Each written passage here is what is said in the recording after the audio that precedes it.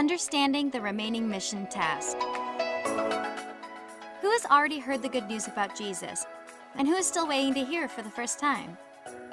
Nearly 10% of the world's population are committed followers of Jesus, who believe Jesus is who he said he is, and who have given their lives to him. They believe anyone can know God through Jesus, and they tell people around them about him. Many other people also identify as Christians. These other Christians need deeper faith in Jesus and a personal relationship with God through him. About 33% of the world's population identify themselves as Christians. But where do the world's Christians live? The good news of Jesus is spreading in the world, but not evenly. First, let's divide the world into regions by population, then show where the Christians live. Two countries, India and China, each have 1/5 of the world's population, so they will get their own section. The Muslim-majority countries also get their own section because they are similar to each other.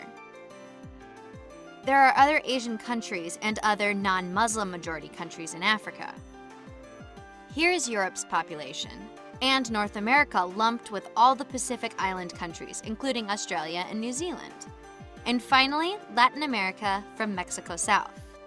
In each region, let's show the followers of Jesus and the others who identify themselves as Christians.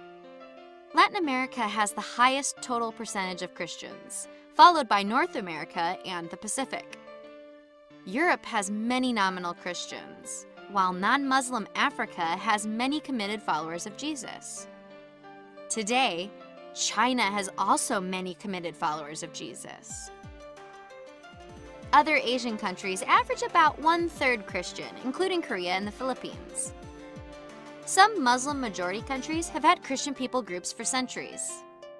Of all the large areas of the world, India has the lowest percentage of Christians.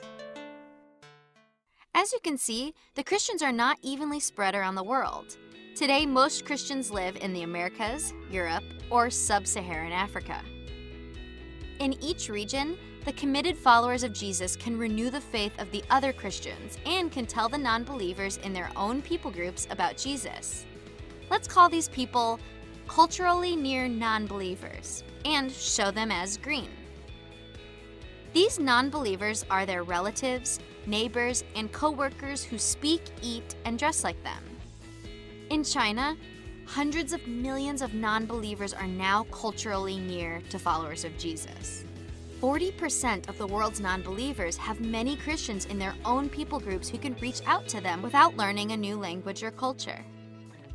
So their groups are called reached people groups, because the good news is spreading there. Believers in China have a challenging job to share the gospel with so many non-believing relatives and neighbors, yet thankfully they can do it in their own language.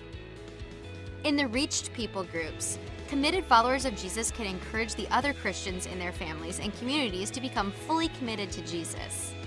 They can also tell the many culturally near non-believers in their own people group about Jesus without learning a new language and culture. Many people in the world live in other ethnic groups, which have almost no followers of Jesus who belong in their communities and know their language. They have no chance of learning about new life in Jesus from someone within their own people groups. 60% of all non-believers in the world have few followers of Jesus in their own people group. They are culturally distant from believers. Let's show these culturally distant non-believers in blue. Most of them live in India, Muslim-majority countries in Africa and Asia, or other parts of Asia. They need believers from other people groups to come, learn their language and culture, and tell them about Jesus. They live in unreached people groups, distinct ethno-linguistic people groups made up of less than 2% followers of Jesus and less than 5% other Christians. Which unreached people groups are the frontier peoples? Some culturally distant non-believers have so few believers that they have no chance of hearing about Jesus from people they know. Let's use a darker color of blue to show those with less than 0.1% Christian in their own people group. About 1/4 of the world's population live in frontier people groups, and over 95% of them are in India and Muslim-majority countries. These frontier people groups have no movement to Christ and no breakthrough of indigenous faith.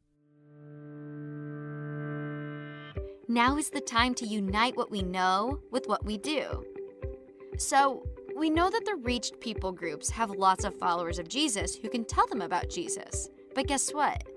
We send 30 times as many cross-cultural Christian workers to them as we do to the people in unreached people groups. 30 to 1.